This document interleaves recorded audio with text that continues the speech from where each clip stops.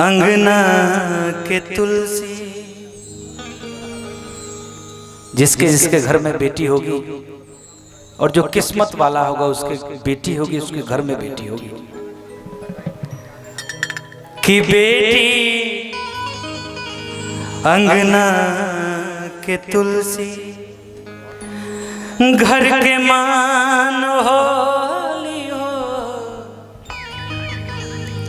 कि अपना बाबूजी के पीरिए और माई के पीरिए परान होली हो। वैसे भी बिटिया जो बेटी हो खेले वो अपना पिता के सबसे करीब हो खेले।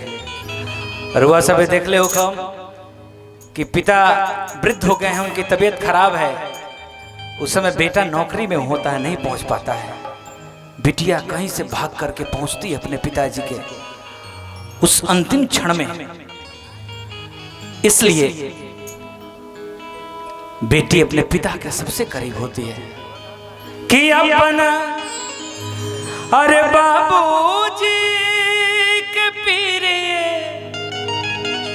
और माई के पीरिए परान होली हो। बेटी अंगना के तुलसी, घर के मान होली हो। बेटी अंगना के तुलसी, घर के मान होली हो। बेटी अंगना के तुलसी।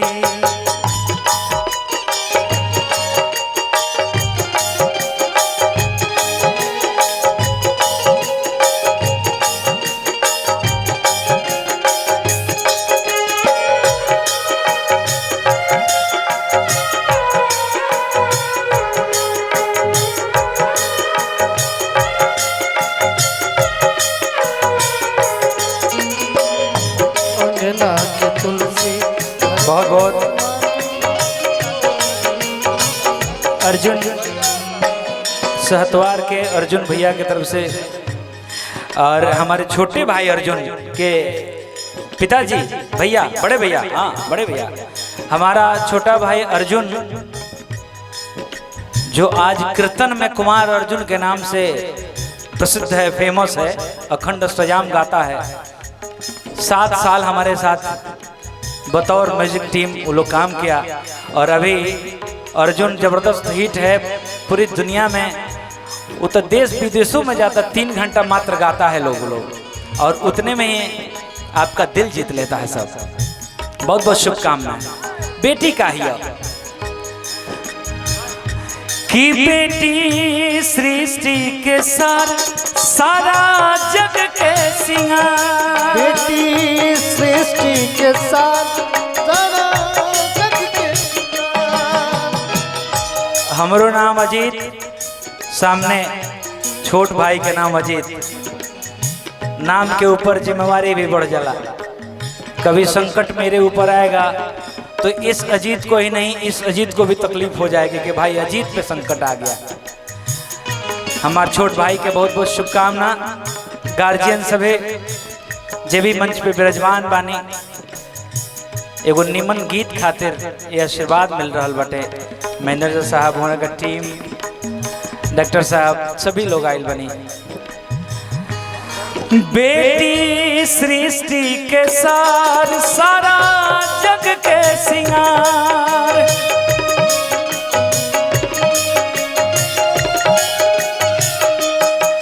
एगो बेटिए के बिना लगे घरवा अन्हार। एगो बेटी जय जय हमारे भाई, हमारे भाई। घरवा अन्हार। और उपेंद्र बाबा हमार महाराजगंज एसबीआई के मैनेजर, क्या बात है, बैंकर लोग, और हमार बड़का भैया अरविंद भैया, अरविंद सिंह भैया, और मित्र अमित सिंह जी, दिलीप भैया, गोल्डन भैया, हमार रंजय भैया, डॉक्टर साहब, इस सब लोग के बहुत बहुत शुभकामना है। ले जा बोरा में पैसा उठा के बाबू लोग, उठावो लो पैसा। बहुत बहुत धन्यवाद। दिलीप भैया आर्मी मैन हैं और करनामेपुर से संतोष ठाकुर भैया आयल बने। वाह बहुत बहुत चिमनी के मालिक है वो। बेटी सृष्टि के सार सारा जग के सिंगार, बेटी सृष्टि के साथ सारा जग के सिंगार। एगो बेटिए के बिना लागे घरवा अन्हार, के बिना लागे घरवा अन्हार। बेटी के गाना ऐसे गाओ तनी कि आज बहन के छोट बहन के सगाई में हमने के बारी सा ये गाना सभी काफी सटीक बा यहाँ खातिर। बेटी ईश्वर के दिहाल है,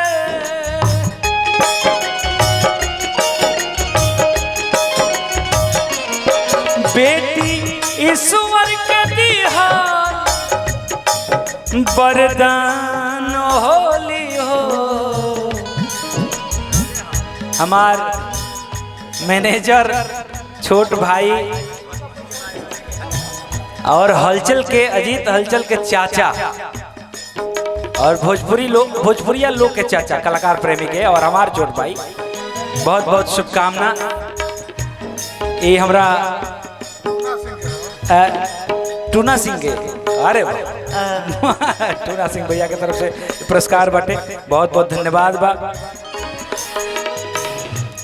बेटी ईश्वर के दिहाल, बेटी ईश्वर के दिहाल वरदान होली हो।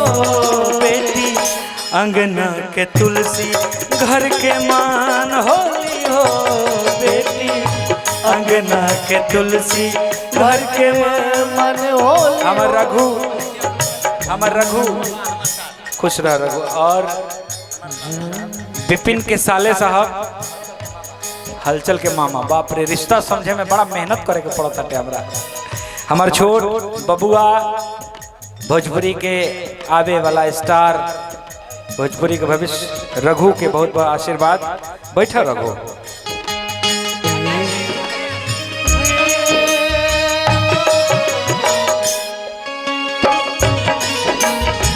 क्या बात है।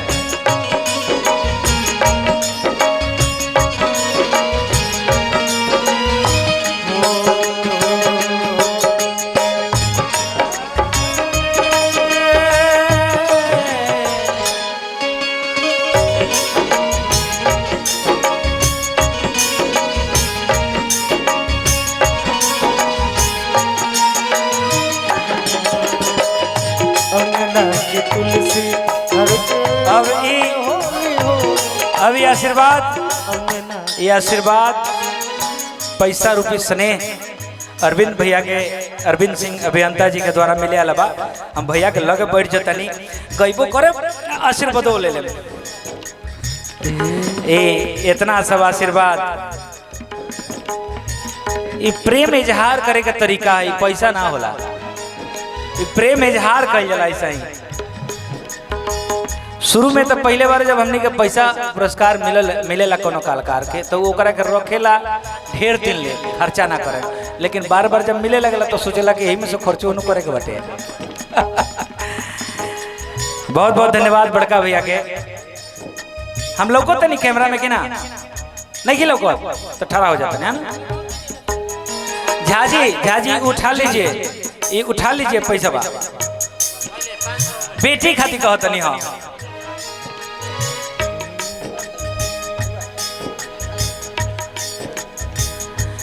जेकरा पौआ के पास होला लक्ष्मी के वास, जेकरा पौआ के पास होला लक्ष्मी के वास। और अक्सर वालों देख ले के जहानाबाद के हीरो हमारे छोट भाई शिव कुमार बिक्कू, हैप्पी बर्थडे भाई। 2 दिन बाद कोनो बात नहीं है, अभी मैंने 2 दिन बाद तक ले बर्थडे के लहर तो रहबे न करला भाई। क्या बात है, बहुत बहुत धन्यवाद हमारे छोट भाई के। और यही बीच में हमारे छोट भाई एक और गोलू राजा, क्या बात है, छोटे भाई को बहुत आशीर्वाद मेरा भाई। और चंदन यादव मेरा छोटा भाई एक और, क्या बात है, लव यू मेरे भाई। हमारे मुकेश राय भाई जबरदस्त के उद्घोषक, हमारे मित्र भी, छोटे भाई भी, बहुत बढ़िया। और रवि रंजन भैया हमारे उद्घोषक और जबरदस्त के उद्घोषक। रवि रंजन भैया अगर आवाज सुन रहे हो तो प्लीज मंच की तरफ जरूर आइए, काहे कि अजय हलचल भाई आपको ढूंढ रहे हैं। जेकरा पौआ के पास होला लक्ष्मी के वास,